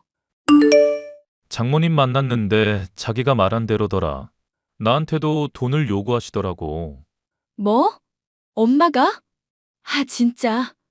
어떻게 끊어내지? 내가 정말 면목이 없다. 애초에 돈 노리고 접근한 분이니까 크게 신경 쓸 건 없어. 당신한테 해코지만 안 하면 되는 거야. 엄마라고 부르기도 아까워. 내가 왜 그런 사람한테서 태어났는지 하늘이 원망스러울 정도야. 답이 없다. 답이. 세아가, 이렇게 된 이상 어쩔 수 없어. 우린 이미 가족이다. 어차피 같이 헤쳐나가야 할 일이야. 무슨 일이 있어도 마음 단단히 먹어. 내 어머니. 내가 지켜줄 테니까 너무 걱정하지 마. 원하면 김 기사님한테 부탁드려서 경호원이라도 붙여줄게. 그리고 우선 병간에서 며칠 쉬어. 그래라. 너 지금 많이 지쳐 보인다. 얼마나 마음고생을 했으면. 츠츠. 우리가 모든 걸 안 이상 너는 기죽을 필요도 없고 떳떳하게 너 할 일을 해. 네, 그럴게요, 어머니. 20년 만에 나타나서는 저도 당황스럽고 어이없지만 어머니랑 태아 씨 있어서 얼마나 든든한지 몰라요. 그렇게 생각해주니 내가 오히려 고맙구나. 필요하면 너희 시아버지한테 이야기해서 휴직 처리해줄 테니까 걱정하지 말고 푹 쉬어. 네. 저는 든든한 두 사람 덕분에 걱정을 한시름 놓을 수 있었어요. 가족 같지도 않은 친엄마라는 사람 때문에 스트레스가 이만저만 아니었는데 마음이라도 든든하니 한시름 놓겠더라고요. 그런데 말입니다. 얼마 후 잠시 숨을 돌리는데 아니나 다를까 친엄마가 연락을 해오더군요. 미친 듯이 보내는 메시지에 휴대폰을 던져버리고 싶은 충동이 강하게 들었습니다. 야, 생각은 해봤어? 너 돈 없는 거 아니지? 얼마 전에 네 남편 찾아왔더라? 보니까 있는 집 자식 같던데 잔말 말고 지금 당장 5천 보내. 내가 왜 돈을 보내야 하는데요? 아직도 정신 못 차리셨죠? 계속 이러시면 경찰에 신고할게요. 신고? 까짓것 해봐. 내가 협박을 했니? 뭘 했니? 낳아준 값 받겠다는데 내 권리 찾지도 못해? 권리요? 웃기는 소리 하네. 한번 해볼 테면 해보세요. 너 내가 하라는 대로 안 하면 정말 큰 코 다치는 수가 있다? 내가 어두운 사람들을 좀 알거든. 태어나게 해준 게 어딘데 은혜도 모르는 뻔뻔한 년아. 답답하네요. 벽에다 이야기하는 것도 아니고 이쯤 됐으면 알아들으세요. 더 이상 연락하지 마시고요. 뭐? 네가 이렇게 잘 살 수 있던 것도 다 내 덕인 거 몰라? 니그 반반한 얼굴로 있는 집 자식 꼬셔서 결혼하는 것도 다 내 덕이라고. 20년 동안 뭐 하고 사는지도 몰랐는데 미안하다는 말 한마디라도 했으면 내가 이러지도 않아요. 어디서 뻔뻔하게 엄마 타령을 해요? 아, 미안하다 미안해. 이제 됐지? 그러니까 5천만 원 보내라. 필요 없거든요. 연락 차단하겠습니다. 이래서 딸년 키워봤자 소용없다니깐. 결혼하더니 출가회인이라 이거냐? 키워준 은혜를 알면 엄마한테 집 한 채는 해줘야지. 이 싹수 노란 년. 한 번만 더 이런 식으로 연락하면 진짜 싹수 노란 게 뭔지 똑똑히 보여줄게요. 뭐? 인연이? 진작에 나타나서 미안하다 한마디만 했어도 엄마 취급을 해줬을 거예요. 더 이상 할 말 없으니까 꺼져요. 매섭게 쏴붙이니 이상하다 싶을 정도로 며칠 동안 연락 없이 잠잠하더라고요. 2주 정도의 시간이 흐르고 제가 병가를 내고 집에서 쉬고 있었습니다. 장을 보러 외출을 하고 왔는데 글쎄 집이 난장판이 되어 있는 겁니다. 누군가 침입한 흔적도 있었고요. 놀란 마음을 가다듬고 집 밖으로 나가 경찰에 신고하려는데 머리에 큰 충격을 받고 그대로 정신을 잃고 말았죠. 얼마의 시간이 흘렀는지도 모르는 시점에 눈을 떠보니 웬 창고에 묶여 있더라고요. 인기척이 나자 친엄마와 남자 몇 명이 제가 있는 곳으로 들어왔습니다. 비몽사몽인 저에게 말을 건네더군요. 이제야 정신이 좀 드니? 여기가 어디예요? 지금 이게 뭐 하는 짓이냐고요. 보면 모르니? 창고잖아. 그러게 내 말 좀 듣지 그랬어. 너 결혼할 남자 아주 대단한 집안이던데? 병원장 아들이라니. 역시 내가 딸 하나는 잘 낳았어. 그 사람한테 손 하나 까딱하면 내가 당신 죽여버릴 거야. 죽일 수는 있고 두 손 두 발 다 묶였는데 네가 무슨 수로 나를 죽인다 그래? 이거 당장 안 풀어? 당신 이거 엄연히 범죄야. 납치에 감금해. 엄마가 자식 훈육 좀 한다는데 뭐가 범죄야? 말 조심해. 진짜 당신은 미쳐도 한참 미쳤어. 적어도 날 딸이라고 생각하면 이런 행동을 하는 건 아니지. 뭐가 어때서? 네 남편한테 연락해놨으니까 곧 올 거야. 뭐? 네 몸값이 꽤나 비싸. 내가 현금으로 2억 가져오라 했거든. 곧 온다고 했으니까 기다려보지 뭐. 너 까딱하다가는 죽어. 그러니까 엄마 말 잘 듣자, 우리 딸. 두어 시간쯤 흘렀을까요? 밖에서 소란스러운 소리가 들리길래 문틈 사이로 보니 남편과 경찰이 들이닥쳤습니다. 사실 이런 상황이 있을 거라고 예상하고 목걸이에 위치 추적 장치를 달아놨거든요.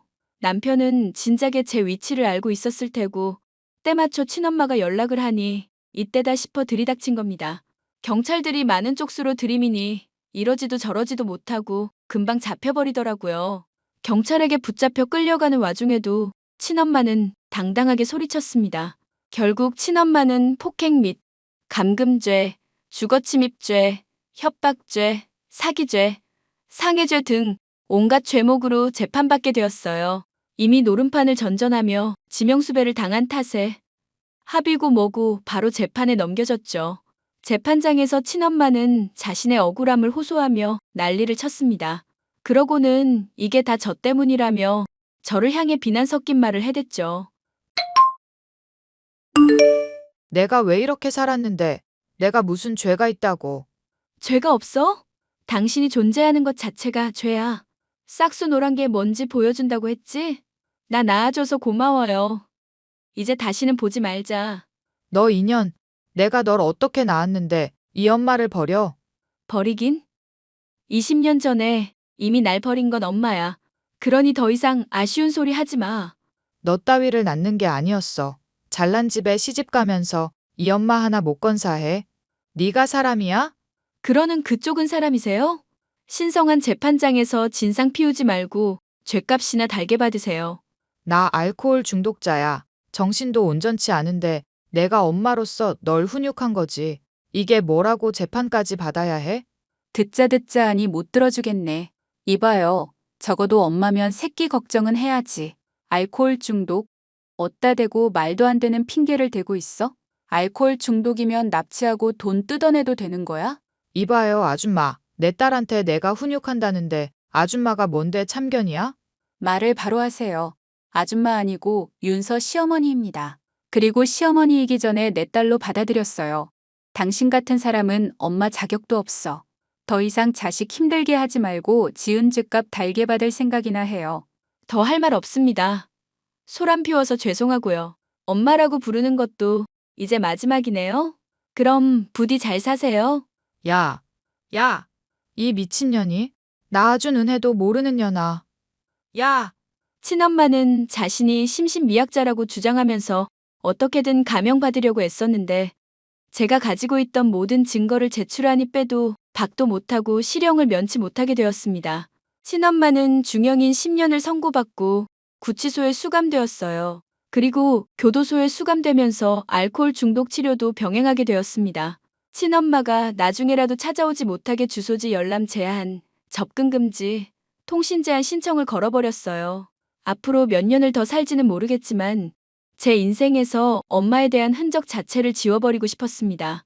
그렇게 한바탕 소란이 잦아들고 저는 많은 사람들의 축하 속에 행복한 결혼식을 올렸어요. 허니문 베이비로 임신했고 현재 쌍둥이 출산해서 열심히 육아 중에 있습니다. 어머니, 오늘 아이들 사진이에요. 매번 이렇게 안 보내줘도 되는데. 코로나만 아니었어도 우리 강아지들 보러 가는 건데. 저도 어머니 뵈러 가야 하는데요. 어제 애들 접종하러 병원 다녀온 게 유일한 제 외출이었어요. 요즘 시국이 그러니까 서로 조심해야 한다. 이렇게 사진으로 봐도 예쁜데 실제로 보면 얼마나 귀여울꼬. 뭐야? 왜 나만 빼고 둘이 말해? 당신 오늘 바쁘다며. 어머니한테 아기들 사진 보내드리고 이런저런 이야기하고 있었어. 안 그래도 못 보는데 이렇게라도 봐야지. 얼마나 귀엽니? 세아가 많이 피곤하지? 어차피 해야 할 일인걸요? 그래도 마음은 편해요. 애들 낳기 전에 일이 해결돼서 망정이지. 아니었으면 저 진짜 죽었을지도 몰라요. 예끼, 죽는다는 소리 함부로 하는 거 아니야. 이제 내가 엄마다 생각하고 잘 챙겨줄 테니까 앞으로 걱정하지 말고 아가들이랑 잘 지내보자. 자기야, 나도 잘할게. 오늘 급한 일정 다 끝냈으니까 일찍 들어갈게. 먹고 싶은 거 없어? 몸보신하게 삼계탕 같은 거 사 먹여. 아무렴 어때요? 전 어머님이 해주신 밥이 제일 맛나는걸요? 호호 그러니? 코로나 좀 나아지면 내가 맨날 가서 해줄게. 제 기막힌 사연 어떠셨나요? 정말 드라마에서나 나올 법한 일 아닌가요? 자식이나 부모나 서로의 거울이라고 하는데 태어날 아이에게 좋은 부모가 되었으면 좋겠습니다. 절대로 자식을 저버리는 부모는 되지 않을 거예요. 이제는 모든 근심 걱정 훌훌 털어버리고 아가들과 마음 맞는 시댁 식구들과 평생 행복하게 지낼 생각입니다. 여러분들도 부모님과 갈등을 겪고 계시다면 조금 이기적이라 생각할지 몰라도 앞으로를 생각해서 잘 결정하셨으면 해요. 인생의 주인공은 부모님도 아니고 가까운 절친도 아닙니다. 바로 나 자신이죠. 그러니 저처럼 모든 근심 걱정은 내던지고 마음 편안한 인생 즐기시길 바랄게요. 그런 제 바람이 이루어지길 바라면서 이만 사연 마치겠습니다. 긴 사연 들어주셔서 감사해요.